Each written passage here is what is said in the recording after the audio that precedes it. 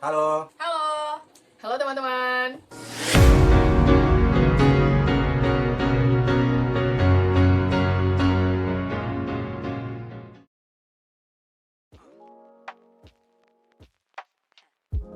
Bismillahirrahmanirrahim. Assalamualaikum warahmatullahi wabarakatuh. Halo SBS 123.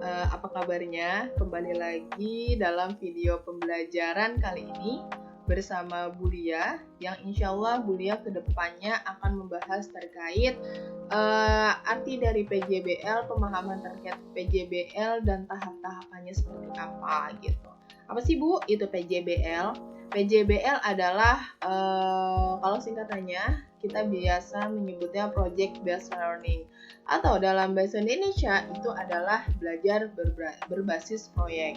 Oh ya, teman-teman silakan lihat layar di depan ya sebagai alat bantu Bulia untuk menjelaskan terkait PJBL ini.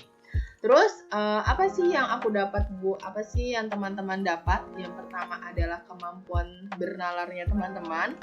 Terus yang kedua adalah mencari berbagai informasi. Dan yang ketiga adalah mempraktikkan berbagai keterampilan. Dan yang terakhir adalah menggali dan menanamkan bakat dalam diri. Mungkin yang masih bingung bakatku apa, insya Allah pelaksanaan PJBL ini akan membantu teman-teman untuk menguatkan kembali bakat apa yang aku miliki gitu. Terus PJBL ini memiliki tahap-tahapan pelaksanaan proyek pastinya. Oh ya, kita ngomongnya proyek aja ya, karena proyek itu biasanya digunakan dalam infrastruktur atau kontraktor atau tentang pembangunan proyek yang akan dibuat gitu. Enakan kita ngomongnya proyek lebih apa ya? Lebih anak siswa lah. Terus apa sih Bu tahap-tahapan pelaksanaan proyek? Yang pertama adalah teman-teman akan melakukan observasi umum. Ini akan ada pembahasan terkait ini sedikit oleh fasilitator teman masing-masing, yaitu open mind terkait tema. Terus mencari ide atau gagasan secara garis besar itu biasanya dilakukan di sekitar Jingga, di sekitar lingkungan teman-teman, atau bisa disesuaikan dengan kondisi dalam seperti saat ini gitu. Teman-teman pun juga bisa mencarinya di internet pastinya, karena kan kita lagi social distancing ya, jadi internet lah, nggak apa-apa, itu sebagai observasi awal dari teman-teman semuanya. Terus yang kedua akan ada matrikulasi yang akan diberikan oleh fasilitator, terus dan sharing bersama inspirator, maksudnya adalah bersama orang-orang yang berpengalaman. Jadi sekali lagi disesuaikan dengan tema teman-teman. Misalnya kalau SBS 2 adalah membuat produk, so nanti teman-teman akan sharing dengan orang-orang yang memang punya bisnis dari awal, dari dia membuat produksi gitu. Terus yang ketiga adalah setelah teman-teman memiliki bayangan-bayangan dari matrikulasi dan sharing bersama inspirator, teman-teman silakan membuat KAK atau TOR. Apa itu KAK, Bu? KAK adalah kerangka acuan kegiatan, atau bahasa Inggrisnya tuh term of reference. Kalau teman-teman pernah melakukan organisasi, biasanya TOR ini biasa digunakan dalam organisasi tersebut untuk melakukan suatu acara gitu. Terus ini KAK ini silakan teman-teman berdiskusi dengan teman-teman kelompok dan tuangkan ide secara garis besar ya, teman-teman dan kelompok ke dalam KAK ini. Biasanya sih cuma beberapa lembar lah, nggak banyak seperti proposal. Dan penjelasan KAK ini insya Allah next akan ada fasilitator lain yang menjelaskan secara khusus. So nantikan ya kegiatan video pembelajarannya. Terus selanjutnya akan ada observasi khusus. Observasi khusus ini adalah apa ya? Observasi yang dibutuhkan saat melakukan uji coba dalam tahap pelaksanaan proyek. Misal kalau SBS 2 itu kan membuat produksi, dan teman-teman sudah memilih kemarin terkait food atau art gitu kan.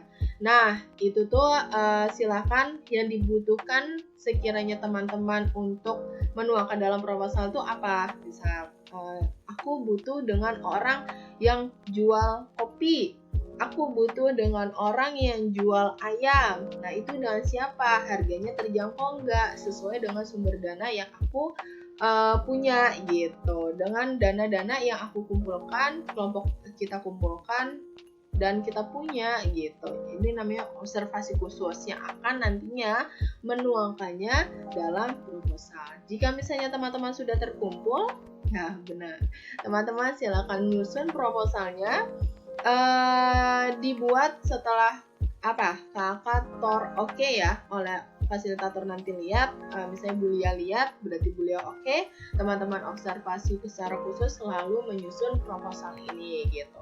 Ini penjelasannya sangat detail. Kalau kakak kan cuma secara garis besar, tapi kalau misalnya proposal ini teman-teman mohon tuliskan secara detail maksud dan tujuannya apa, terus penjelasan teman-teman ingin ngapain, terus bahkan rencana anggaran biayanya itu teman-teman mohon dibuatkan di dalam proposal ini. Dan untuk penjelasan secara rincinya lagi, nanti next video akan dibahas oleh fasilitator yang akan membahas tentang menyusun proposal. Selanjutnya, setelah proposal oke ditandatangani oleh fasilitator, wali kelasnya oke, terus atau ditandatangani dengan kepala sekolah bahkan itu udah oke, maka teman-teman silakan melakukan pelaksanaan proyeknya. Pelaksanaan proyek ini bisa uji coba atau pelaksanaan kegiatan yang telah teman-teman rencanakan di dalam proposal. Pelaksanaan ini kami serahkan ke teman-teman kapan waktunya sampai kapan. Intinya kami hanya minta deadline sampai waktu yang memang kami tentukan, berakhirnya project kapan gitu. Silakan teman-teman berunding dengan kelompoknya masing-masing. Dan mohon saat pelaksanaan project ini satu kelompok itu bekerja sama dengan baik. Jangan sampai ada yang namanya ya gue itu enggak. Yang namanya kerjasama, yang namanya PJBL pasti akan bekerja sama dengan baik, berkelompok dengan baik, dan mohon ketuanya pun bisa membagi-bagi tugas antar anggota kelompoknya. Oke ya teman-teman ya. Terus melakukan bimbingan bersama fasilitator ini sangat dibutuhkan sekali di teman-teman, karena mohon nanti saat pelaksanaan itu teman-teman tidak maksudnya tidak aktif ya, lebih ke aktif lah, nanya-nanya lah, Bu kira-kira gini aku gimana ya, lebih banyak sharing, karena itu belajar untuk teman-teman berbicara tentang gagasan teman-teman dan sharing, apakah aku yang pilih ini benar nggak sih Bu gitu, kira-kira nyambung nggak sih Bu? Nggak ada salahnya jika teman-teman bisa sharing bersama kami atau fasilitator yang memang sekiranya sesuai dengan bidang yang teman-teman butuhkan gitu. Setelah pelaksanaan project oke, teman-teman silakan membuat laporan project. Laporan ini seperti proposal, tapi kalau proposal kan menuangkan ide. Nah, kalau laporan ini adalah menuangkan kegiatan-kegiatan yang sudah terlaksana, baik dalam kegiatan acaranya, terus biaya yang digunakan, dokumentasinya, silakan teman-teman tuliskan dan teman-teman cetak dalam satu buku atau satu bundle gitu. Bundle laporan dari teman-teman sendiri. Disusun rapi, kata-katanya baik, tapi menarik juga, terus berisikan dengan penjelasan-penjelasan yang singkat, padat, dan mohon saat perhitungan perhitungan biayanya pun juga jelas, dana yang teman-teman punya itu ada berapa dan digunakan untuk apa saja, itu mohon dituliskan di dalam laporan. Dan nantinya tentang laporan project juga akan ada pembahasannya sendiri. Jadi tunggu ya materi-materi yang akan kami berikan kepada teman-teman semua. Terus selanjutnya, jika laporan project sudah oke, teman-teman silakan presentasi. Buat slideshow-nya seperti slideshow yang Bulia sertakan di dalam presentasi Bulia ini atau pembelajaran Bulia ini. Presentasi itu bisa dilakukan berkelompok pastinya, dan mohon bergantian bicaranya agar kita sama-sama belajar untuk berani berbicara di depan, karena nanti teman-teman akan ditonton oleh teman-teman SBS yang lain, fasilitator, bahkan kepala sekolah sebagai penilai untuk teman-teman sekalian atau sesuai dengan kelompok teman-teman masing-masing ya. Terus selanjutnya akan ada evaluasi pastinya. Evaluasinya itu berupa self dan peer assessment. Self itu adalah menilai diri sendiri dan peer assessment adalah menilai kelompok teman-teman masing-masing. Jadi lakukan dengan serius karena akan ada penilaian bukan hanya dari kami tapi dari teman-teman semuanya juga. Dan di sini Bulia di closing pembahasan, Bulia akan sedikit merangkum apa sih tahapan-tahapan pelaksanaan proyek. Yang pertama adalah observasi umum, yang kedua adalah matrikulasi dan sharing bersama inspirator, yang ketiga adalah membuat KAK atau TOR, yang keempat observasi khusus, 5 menyusun proposal, 6 pelaksanaan proyek atau uji coba, terus ketujuhnya membuat laporan proyek, dan yang terakhir adalah presentasi dan evaluasi. So, PJBL ini mohon kerjakan proyek dengan bahagia. Ini kita lihat ini dulu.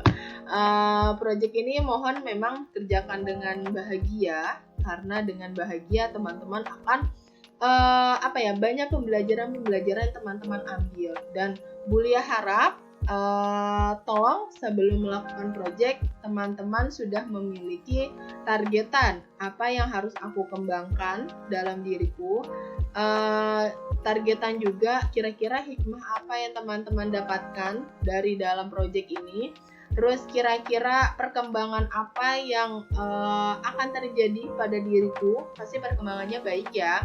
Terus yang terakhir adalah kira-kira kosakata apa nih yang aku dapatkan dari pembahasan atau pelaksanaan PJBL ini gitu. Coba teman-teman buat itu dalam diri teman-teman agar nanti setelah project berlangsung, udah selesai gitu ya, sudah sampai tahap evaluasi, jadi teman-teman, oh iya ya, aku jadi dewasa loh, aku jadi bisa menurunkan ego loh. Coba dilihat dan diseriuskan dalam PJBL ini. Mohon sangat serius sekali karena berguna banget buat teman-teman. Karena PJBL ini sekali lagi memang sebenarnya diperuntukkan kalau kelas-kelas umum ya, sekolah-sekolah umum itu dari tingkat SMA hingga memasuki kuliah. Kuliah udah melalui PJBL juga tapi lebih sulit lagi. Cuman kalau untuk belajar sederhana itu SMA. Dan teman-teman bersyukur bisa SMP itu sudah mengenal bahkan melakukan PJBL ini. Keren banget ya. Sekian materi yang Bulia sampaikan, semoga bermanfaat dan silakan teman-teman pahami dengan baik-baik. Jika memang ada pertanyaan, bisa bertanya dengan fasilitator masing-masing di dalam grup WA teman-teman. Bulia mohon maaf jika memang kurang jelas. Kita sama-sama belajar, Bulia belajar, fasilitator yang belajar, dan kalian pun belajar untuk menjadi lebih baik pastinya. Sekian, wassalamualaikum warahmatullahi wabarakatuh.